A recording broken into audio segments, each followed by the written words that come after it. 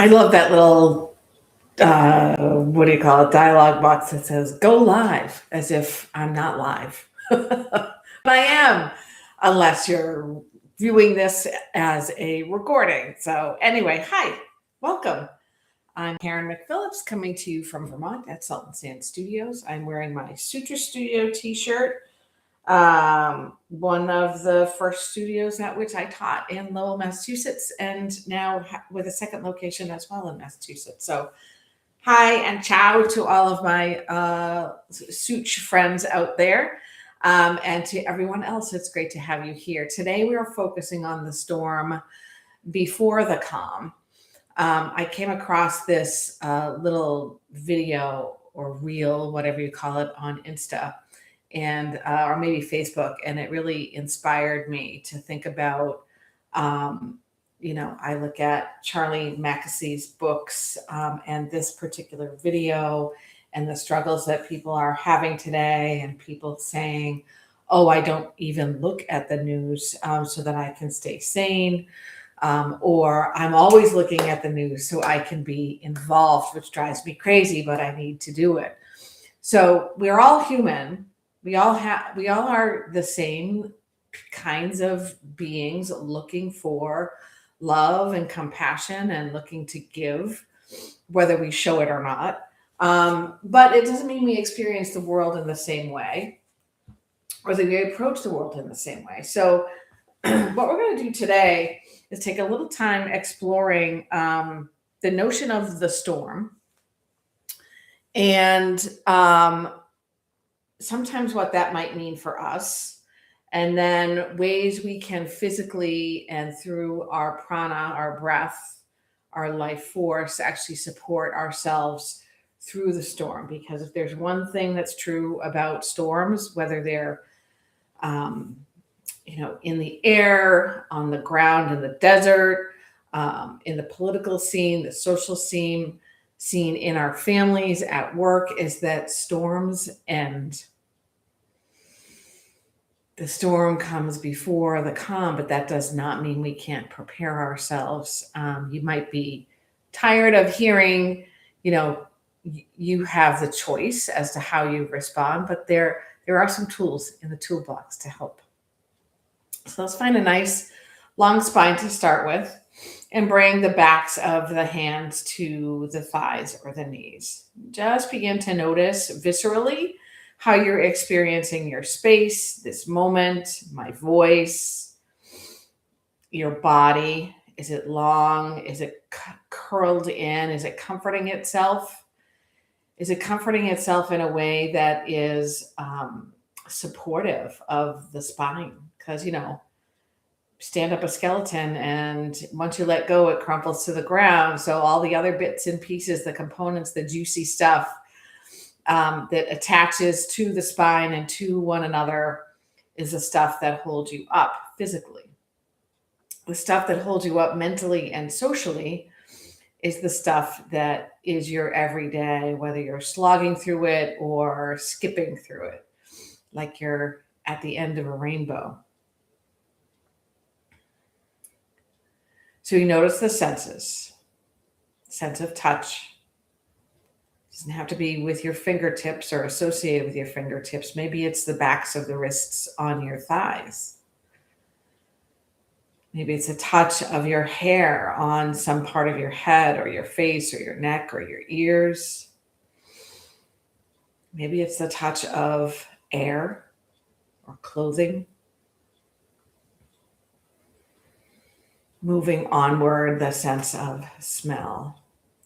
Is there a scent or odor or aroma in the air? Perhaps you can smell your own lotion or hair product or coffee, which brings me to the sense of taste, maybe a taste memory, or maybe you just took a sip of coffee or brushed your teeth. Sound.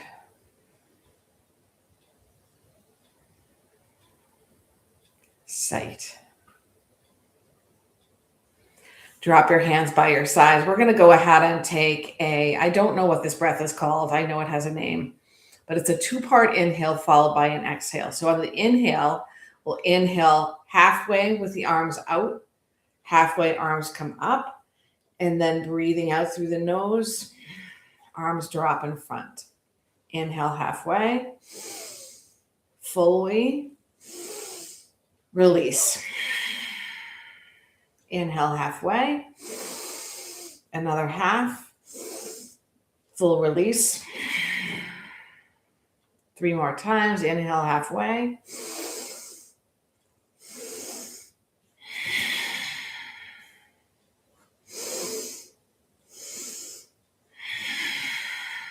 One more.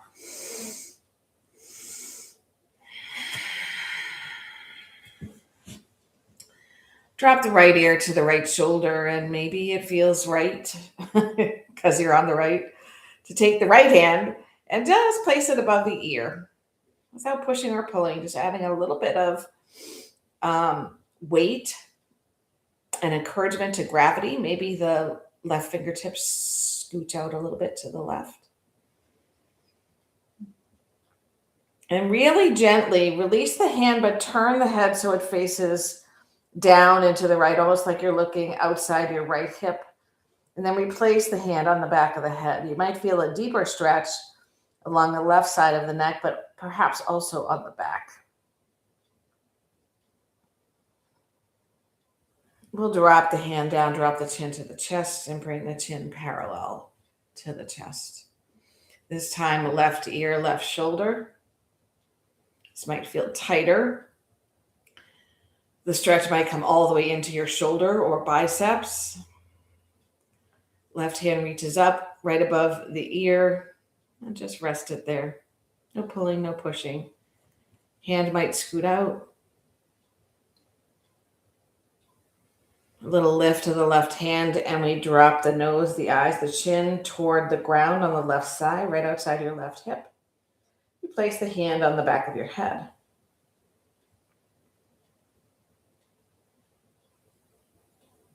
Drop the hand, drop the chin to the chest. Lift the chin parallel to the earth. This time we're going to turn the head toward the right. So right now the head, the chin is sort of close to alignment with the shoulder. Let's go ahead and lift the left arm up, sweep it across the body, and place it outside your right thigh. Right hand now is placed behind you, fingers point away from you. Breathe in tall. Twist from the belly. Arm is like your guide. It gives you more space to twist not just the neck and the head, but also the torso. The eyeballs follow the same journey, but maybe even farther away.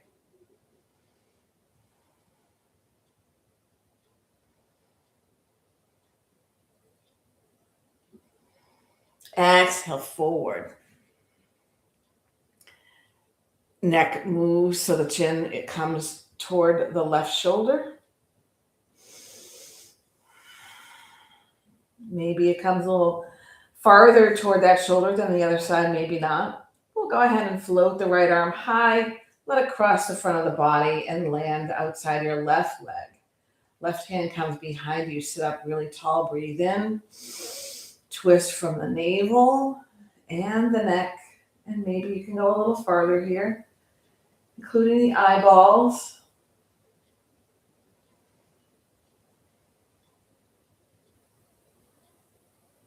Inhale, front and center, arms lift up overhead. Cactus-shaped arms, like you mean it. Fingers are really wide, elbows are high. Collarbones are nice and wide, belly lifts in and up. Imagine, it's kind of like the chest is smiling, but the shoulder blades are sort of frowning in toward each other. All right, we're going to scoot the right elbow under the left, 1 rep or 2. Elbows lift shoulder height or higher. Hands float forward of the face. Get nice and tall and long. Press the sitting bones in. Space between the shoulder blades this time. Inhale, halfway arms out. The other half arms up. And this time back to cactus.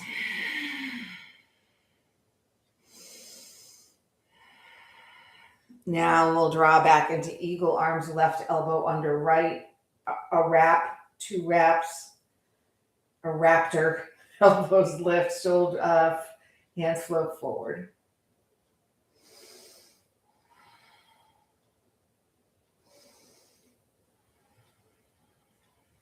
We're going to take our 2-part inhale, first bringing the arms outward. Finish the inhale up, and hands again back at your heart. We'll go ahead and switch the cross of our legs. And let's go ahead and interlace the fingers, press the palms forward, stretching out the fingers, the knuckles, maybe the arms a little bit. And perhaps we can take that further by doing wrist circles. Other direction. Make fists of your hands and then let them explode. Fists of your hand and explode. And one more time. Fists tight, tight, tight, tight, tight. And reach them up and out. Nice. All right, elbows back to the cactus shape. And then we drop them down. So we're going to move into child's pose. And I'll add a non-physical tool, because sometimes physical movement, especially if it's powerful or feels powerful, can be how you greet the storm first. But there's another tool which is about describing ourselves more in the terms of nature. For example, if you are anxious, maybe you could describe yourself as a bird flitting around in the sky, noticing things that other people don't.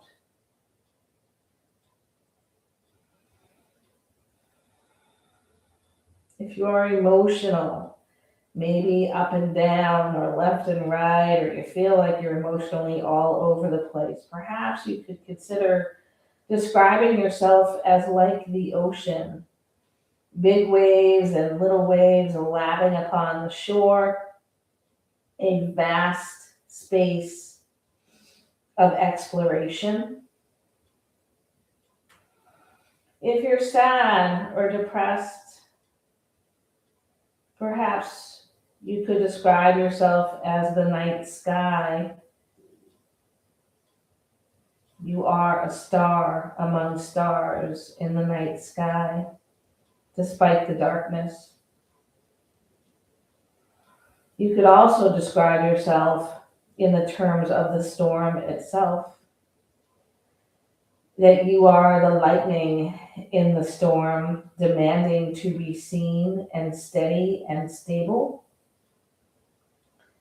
If I could remember who put together this video, I would tell you, but I think the name is Rachel, but I don't have the additional details on that. Find your breath in and your breath out. We're going to come to a forearm tabletop, elbows in, knees hip width distance, and feet the same. Draw the shoulder blades wide, the tailbone down. We're going to press into the forearms and reach the sitting bones back toward the heels and lift the elbows off the mat. We'll come forward, a little roll onto your forearms. You're arching your back like the cow shape and coming up to the cow. Round the spine, long cat, and the sitting bones come back to the heels. And again, forearms to the mat. Heart comes forward. Lift up a long cow. And round your spine. Tuck the tailbone. Come back to your heels. And whatever shape child's pose feels good. This is a really lovely place to establish your intention. Perhaps it's associated with how you welcome and experience the storm, or how you weather the storm back to calm. Those descriptors, finding what you feel like as part of nature, can help quite a bit, as can the breath work that we've done, as can yoga movement, quickly and powerful or slowly and gentle. We'll draw right back to our tabletop. Maybe go ahead and take the hips a little left, a little right. Maybe you push it a little further.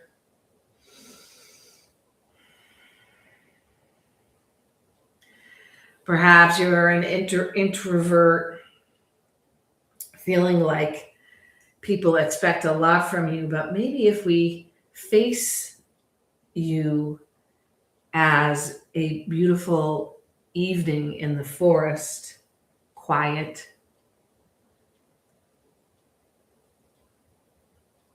contemplative, explorative from the inside. Right leg long behind us, square up the hips, ball of the foot is on the ground. Squeeze the knee upward toward your quads and press the heel away from you. Float that right leg, reach it out to the right. Plant the foot on the ground to the right. Come up to our left knee and find our tilt here, over to the right.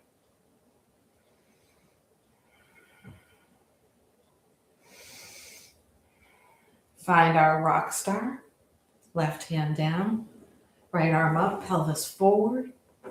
You might float this for a supported half moon. Hands back down, right leg sweeps above the left calf, outside your mat, so you can glide the front of your right hip toward your left heel. Oftentimes, we find the way that we weather the storm is to ignore it. And that can be fine too, as long as you're safe coming out the other side. If we ignore it too much, we may run into deeper meaning and risk within ourselves, our brains, our hearts, our bodies. So finding ways to face the storm, knowing that you yourself are capable of doing so, allows you to be calm as a storm exit. Come back to your leg lifted, tabletop, knee to nose. Extend your leg and bring your knee back to the mat. We're going to go ahead and kickstand that right foot. Take the left foot and place it so it is parallel to the front of your mat. So the left knee is pointing upward and outward. Round the spine, straighten the spine, and then stretch back. We're working on keeping that left knee right toward the sky, which opens up the inner left thigh and your hip.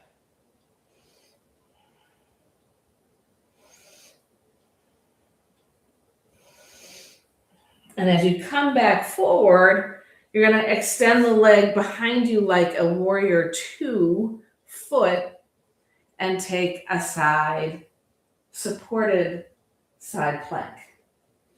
And again, if you'd like to shift this into a supported half moon, you could float that left leg high.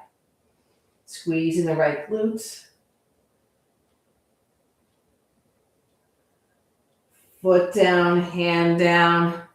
This time we kickstand the right leg. Left leg is already behind you, so you're stretching into the heel. Toes are on the ground. Leg lifts off the ground, square up your hips. Left leg floats out to the left, square up your hips. Left leg plants down, press energy into the outer edge of that foot. Walk your hands back, rise up. And again, a tilt, but this time to the opposite side. Lifting the heart, lengthening the left leg, maybe even finding a little bit more space.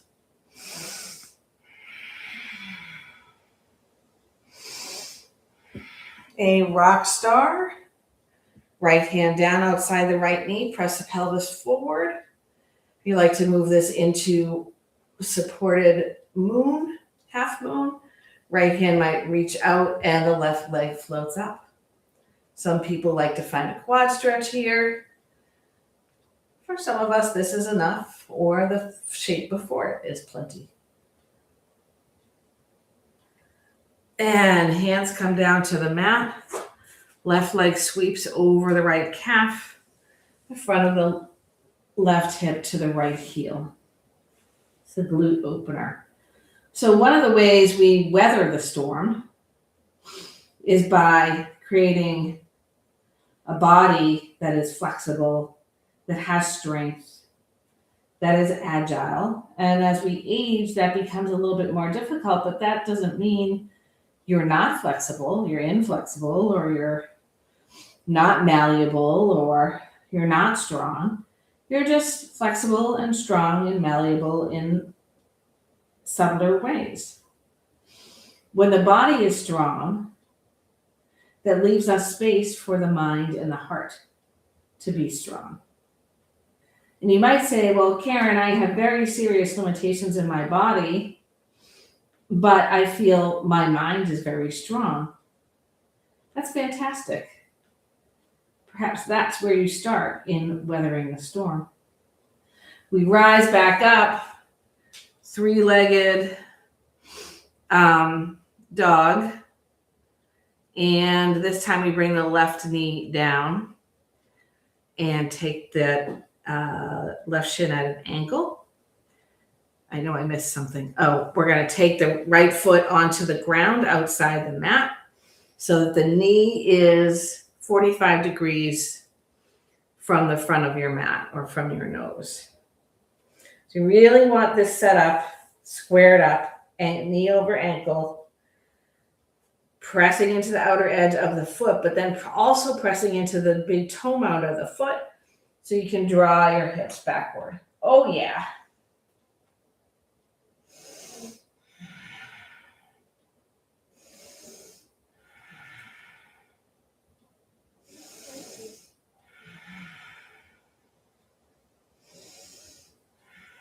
Shoulders come over wrists. The right leg extends. The foot is now parallel to the back of the mat, like a warrior two. And we rise up, floating into our supported side plank. And perhaps, again, lifting that back leg for a supported half moon.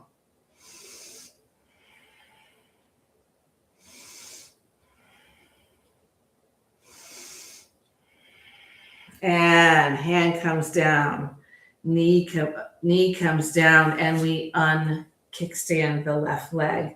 Now we will step the left foot outside the left hand and the right foot outside the right hand. Just finding a little bit of a lowish, let's call it a half lunge or a halfway down malasana maybe. You can find your cats and cows here. And we'll work our way into our IT band stretch. Nice long spine, hands to your thighs. Straighten your legs. Point your toes forward so your toes and your heels are parallel. Bend your left knee. Place your left fingertips on the ground or a block and come halfway up. Pause here. If you are feeling that your right leg is starting to stretch, that's good. If not, move your feet a little closer together. Want a nice long flat back. I'm bringing my right hand to my hip to start so I can press the hip back and find my twist.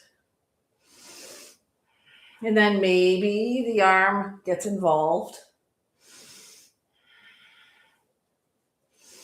For most of us, to find the IT band opening, we need to lift a little bit more toward the fingertips.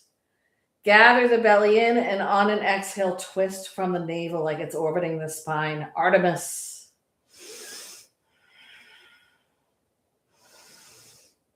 On an exhale, right hand comes down, both legs straight. Hang your head, bring your hands behind your head, interlace your fingers. Let gravity do the work here. Heels, sending energy into the earth. Remembering the powerful, agile body supports the agile mind, and vice versa. Right fingertips on the ground in front of your nose, under your nose. Right knee bends. Left hand to your hip. Lift halfway up, long flat back. Press into the left hip as you twist from the belly on an exhale.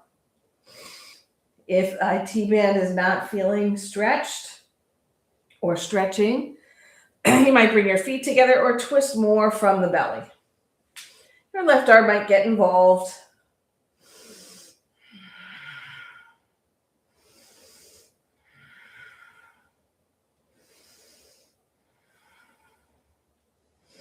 Exhale, hands down to the mat. Crawl the hands outside the right foot.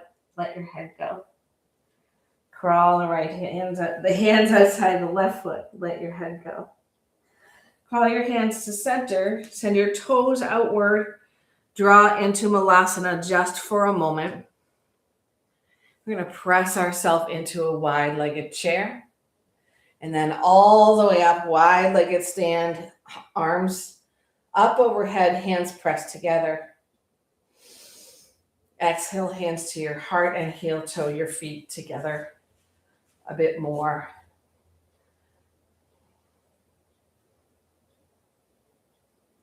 Mountain pose, hands drop, nice and powerful. The beginning of a mountain salutation, arms will float up overhead. Exhale, hands down to the floor. A halfway lift, maybe hands to the shins. Exhale, forward fold. We're going to step the left foot way back for our runner's lunge and get ourselves set up. I like to bring my hands backward, more toward the heel. That helps me reach the belly energy up and forward. If you want, you can drop your back knee for your twist. Or maybe twist with the knee up and then play with bringing the knee down and back up, working to maintain the momentum of the twist and the big toe of the right foot attached to the earth. I love this because it really does open up all around the hip, the quad. It strengthens the glutes. When we do bring the knee down for good, temporarily for good, the right hand comes down, we untuck the left toes and find our half split. Ardha Hanumanasana. Hanuman, he brought Sita safely over to the other side.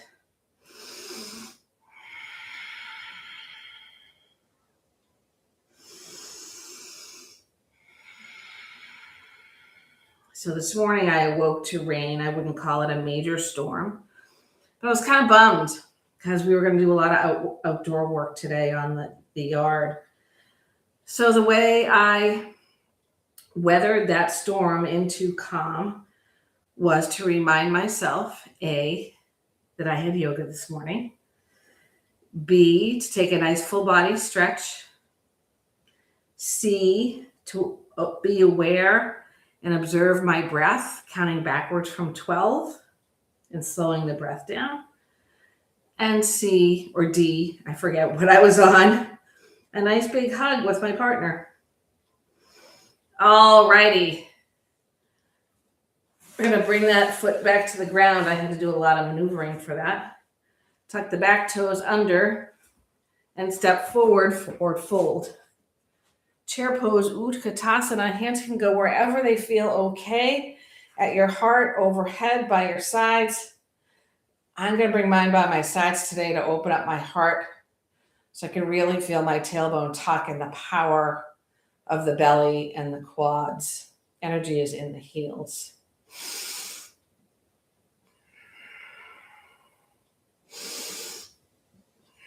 Remaining in the chair, the hands will interlace or fingers behind you. Open up the heart. Maybe rise to the balls of the feet. Imagine you're holding something between your ankles, strengthening the ankles. Heels come down, we fold with our bind.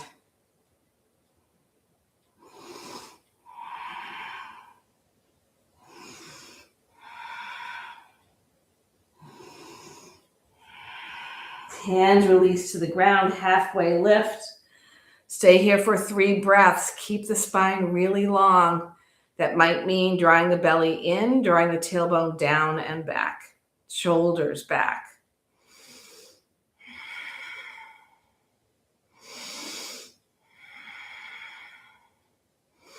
Hands release to the ground, right foot back of the mat, runner's lunge. Set yourself up.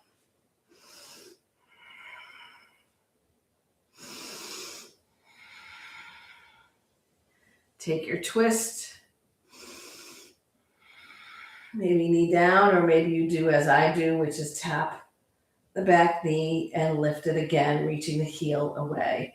Lots of strengthening and stretching in this very slow and fairly gentle movement.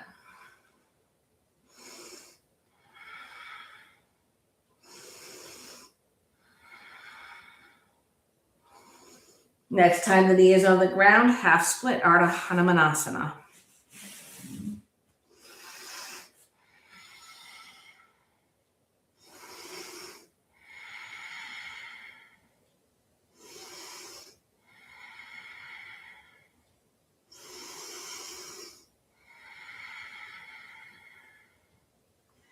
Left foot returns flat to the ground. Make it wide on your mat. So just at the edge of the left side of the mat. Maybe turn your toes a little bit outward.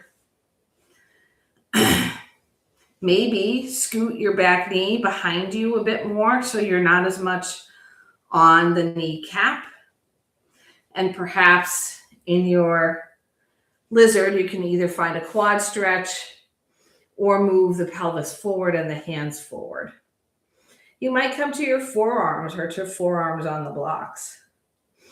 You might peel open the foot so it's on the outer left edge, which gives you more space to work with.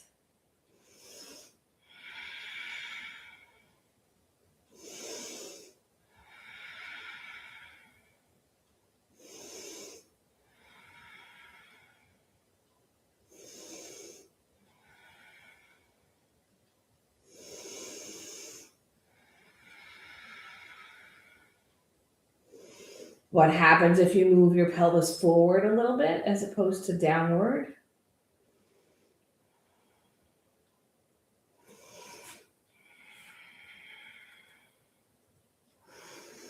You can play around with this if you like.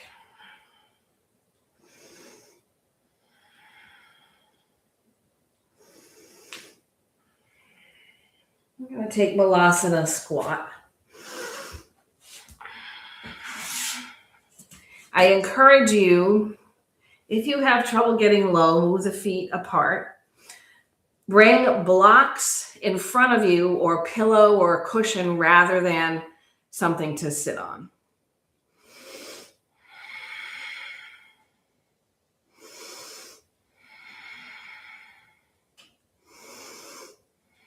Maybe your bottom sinks down over time. The next time we come into Malasana, we'll try a couple of different things. Hands come down to the mat. We scoot the left leg back, setting ourselves up. Nice long stance. So you're near the top of your kneecap rather than the bottom or the middle. Pelvis forward. Lizard pose. Finding any variation that works for you. Being careful with your back knee.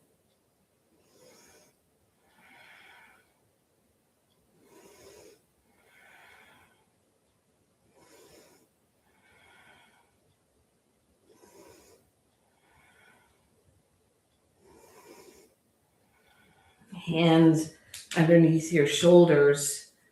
Right toes forward a little bit. Malasana squat once again. Doesn't have to be hugely graceful. Mine's not. Straighten the spine. See if you can try Bring your hands in front of and in back of your right foot and tap your right knee down. Come back up.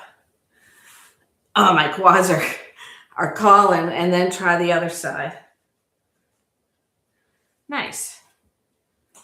We're going to step back to our high plank. Find your power there. Float the right foot a little off the mat. Cross your ankles and move forward and backward. Uncross the ankles. Left foot lifts. Cross the ankles. Move forward and back. Uncross the ankles. Bring your knees down to the mat. Bring your butt high. And then come all the way in like a slithering way down to the mat. Arms in front.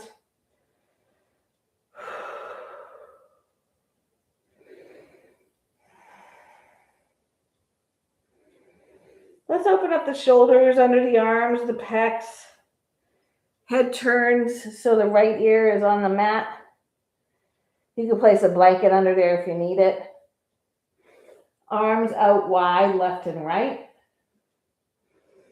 You can always try a cactus shape.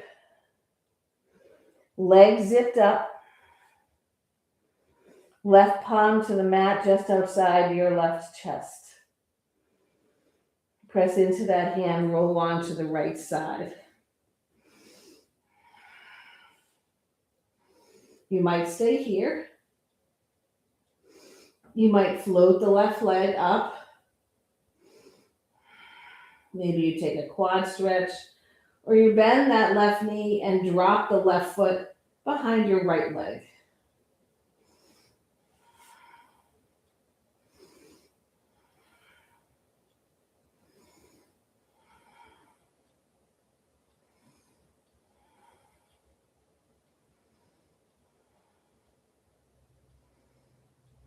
Gently we roll onto the belly.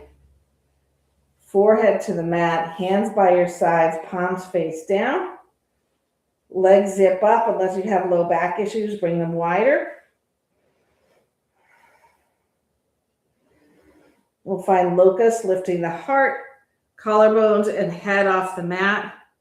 Shoulders away from the ears, hands might float.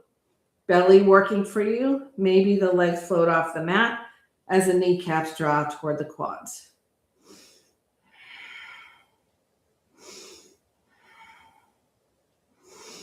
All the way down, arms out left to right, left ear on the mat. Maybe a little wiggle waggle of your bottom.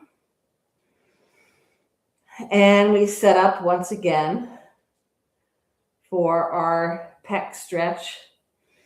Right hand palm on the mat under your right shoulder. Legs zipped up. Press to roll on to the left side.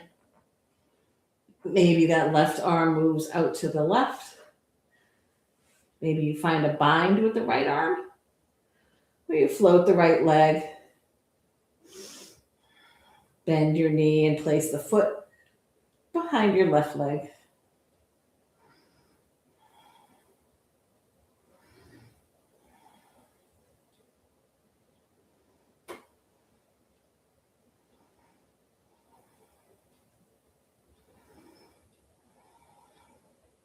And when you're ready, roll on to the front, forehead on the ground, any back bend you like. I'm going to take a deep cobra, loosening the glutes.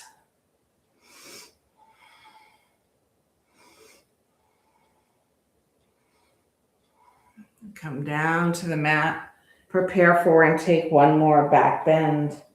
This time, I'm going to widen my legs even more for a scorpion prep.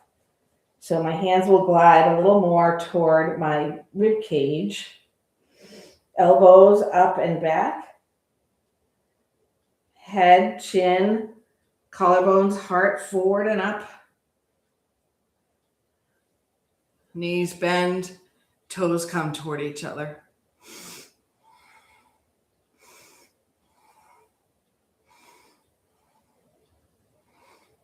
all the way down to the mat. You might bend your knees and waggle or windshield wipe your legs left and right. We have enough time to move into a pigeon. So why don't we go ahead and press To the tabletop. The tabletop. It's like living in an airplane. You're going to take the right ankle and place it toward the front of the mat behind your left wrist. Use your left toes to scoot your stance longer. And when you're ready, you might find a back bend, or maybe you come all the way down to the mat.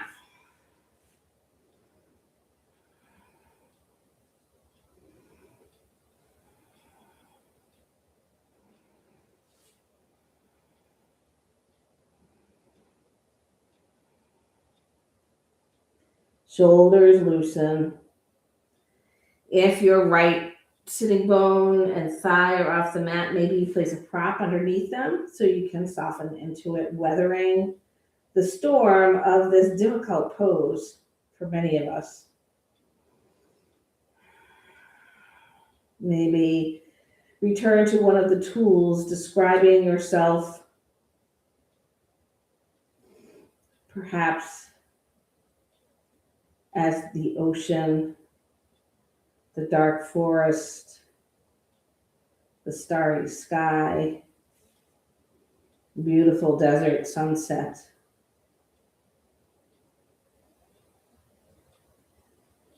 Seeing and experiencing things differently from others.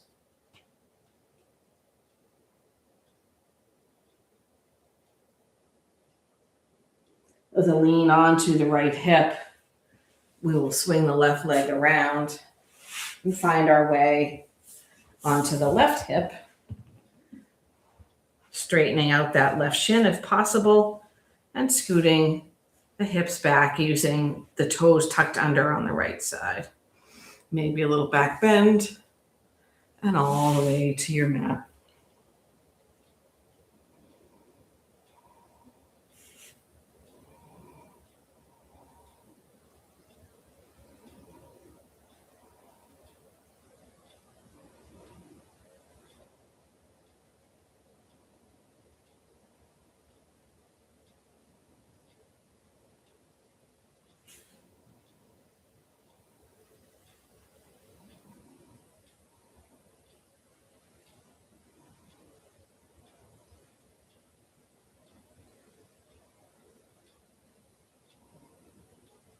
This time we come onto the left hip, scoot that left leg a little more toward the right hip, swing up and take the right ankle to the other side of the left thigh.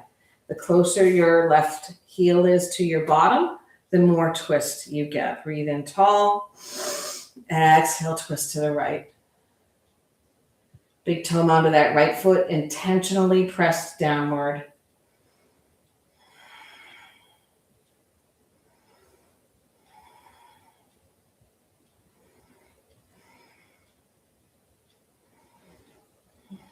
Inhale, front and center, and take that twist to the other side.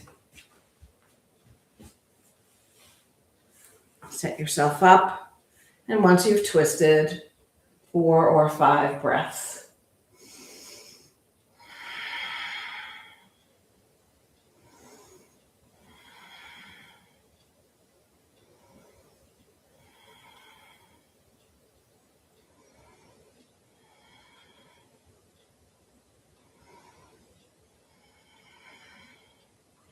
Untwist, come down to your back. I'm going to go sideways for this. We'll make our way into a happy baby.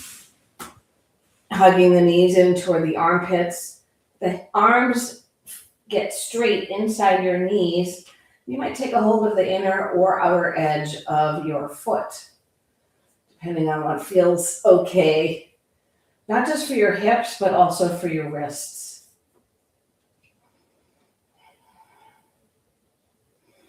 Loosen the shoulders back toward the earth. like sand from a steep pile, suddenly drying and rolling downward.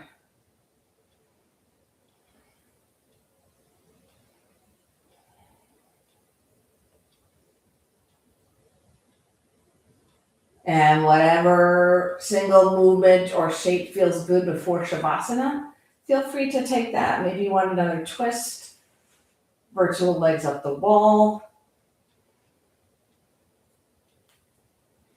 We haven't taken ankle circles, so that might be a good thing to incorporate.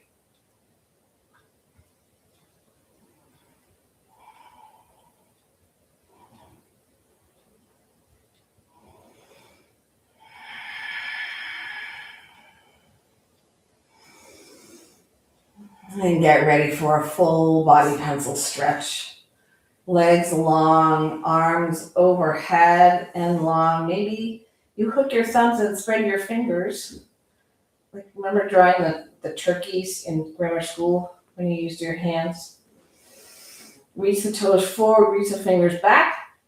Breathe in, breathe in, breathe in, breathe in.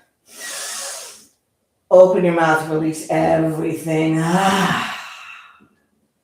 And set yourself up for your Shavasana. You want to ensure your low back is as close to the ground as possible. The arms are away from the body and the feet away from one another. Reminding yourself that the physical practice is a wonderful way to face any storm, whether a weather-related or socially related, familial, friends, dealing with insurance, whatever that storm might be. The first power is your physical power, the strength and agility of the body that teaches the mind and the heart also to be strong and stable. All the while reminding ourselves that when we begin to describe ourselves and others as we would describe a natural setting, we begin to see them differently. We begin to see ourselves differently. I'm feeling emotional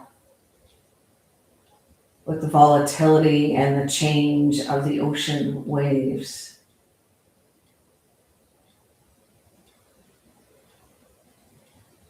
I'm feeling sad and alone. I am a starry, dark night with no stars but me. I am anxious. I am a bird twittering and tweeting and darting around in the beautiful sky, simply noticing things that others do not.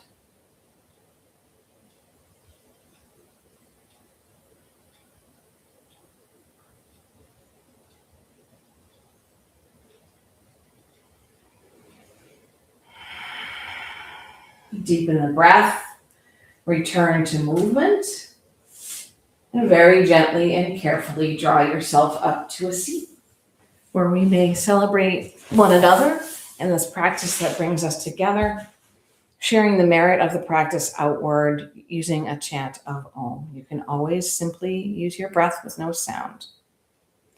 All the air is breathed from the lungs, only to fill up once again.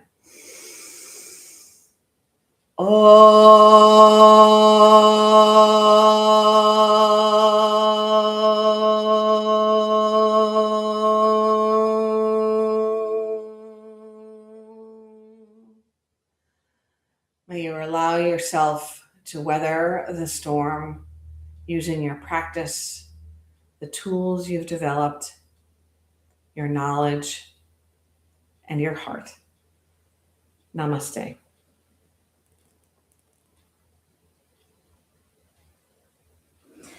Enjoy the remainder of your day or evening or weekend or week or whatever the heck it is when you practice with this video. It's lovely to have you here. Heartfelt gratitude to everyone who practices, because when we practice, we master. And what we practice enables us to serve ourselves and others better. Have a good one. Bye.